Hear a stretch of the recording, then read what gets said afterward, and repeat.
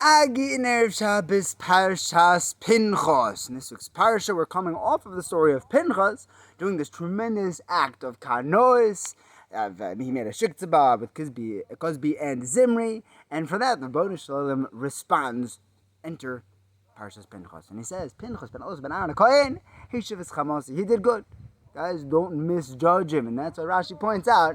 The Rebbeinu Shalom specified an extra generation. Normally, we would just say Pinchas ben Elazar, he's a Kohen. I'm going to reward him for what he did. He did good. He did good. He did good.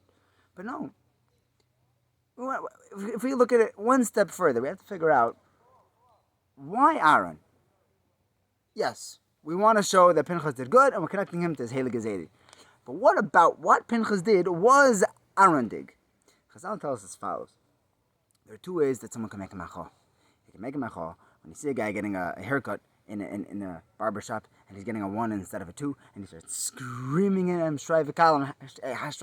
front of his kids. How can you show your kids that shaving your head, and guarantee the effectiveness of that sort of machal will be close to nothing. It'll create animosity and self-doubt and regret and shame and nothing good, nothing positive, nothing that's going to conjure up feelings of tshuva or, Kabbalah Allah Asid. It's just going to make the guy hate you. Chas v'shalom, obviously no one would ever do that. Question is, what are we supposed to do? That's option number 1. Option number 2 is as follows. And here I'll share with you a little story. It was the Lower East Side in the early 1900s. Shabbos was a dream.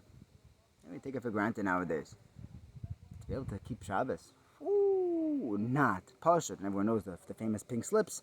There's one Yid who took all of his pink slips every time he got fired for not coming in on Saturday. He'd get a pink slip and he taped them all together and he hung that up for sukkah decorations in the sukkah. Stand out of it, the most beautiful decoration. There was one Yid who decided that the only way to make it was to make his own business. And in fact, there were some Jews who became phenomenally wealthy by starting their own businesses, just in order to be able to survive. And he did. He started his own business, and he was doing well, and he was able to hire other people, and he tried very, very hard to only hire Jews. Yeah, Yidden coming off the boat. And he hoped that maybe it could be a good hashpah on them. Kachava, he had one Yid who was not religious, bechlal, but he didn't really know that.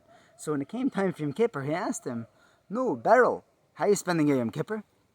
And Beryl looks at the boss, and he says, "I don't do Yom Kippur." He was out for the count. He was one of the victims of the American dream. Now the boss didn't make a machal. Or maybe I should say he made the perfect machal.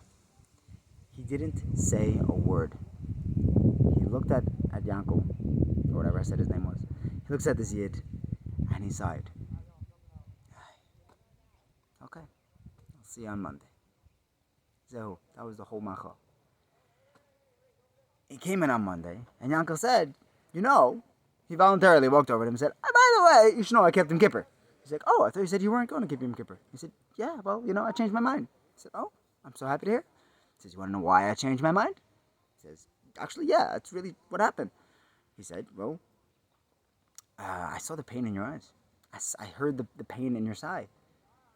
And I was trying to figure out what was paining you so much. And upon him, I felt that pain in my heart. I was like, if it hurts him so much just to hear that I'm not keeping Yom Kippur, that I'm that disconnected, I have to start reconnecting." So my first step was to fast on Yom Kippur. Can you believe it? He went Mechael El Choyel, and eventually he became a From Yid. And all the Deres are all attributed to that one sigh for the one thing that the boss did not say. The ultimate machal often is pure golden silence. Rebbeinu Shalom was pointing out about Pinchas, that Pinchas took type B, and yes, he ran over and he was not very quiet about his machal, but he made the machal in the most absolutely perfect way, in a way that was pure, in a way that was l'shem shemayim, in a way that wasn't just expressing his anger.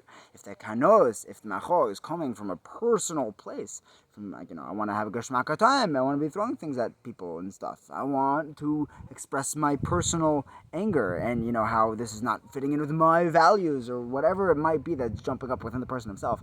It shouldn't just be a personal expression. It should be, you're not making Tati proud.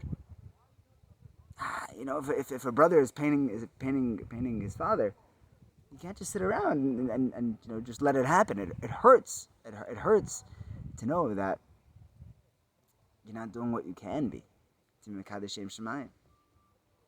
Be'ezer Hashem, if we could all conjure up those feelings of achdus, of love for our brothers and for HaKadosh Baruch Hu, we will, Be'ezer Hashem, have a geula shlema ba'achdus, with absolute oneness, be'karev, and we'll be able to dance together, Mirza Hashem, in a couple of weeks on the great Yom Tov of Tisha B'Av. Have a beautiful Shabbos.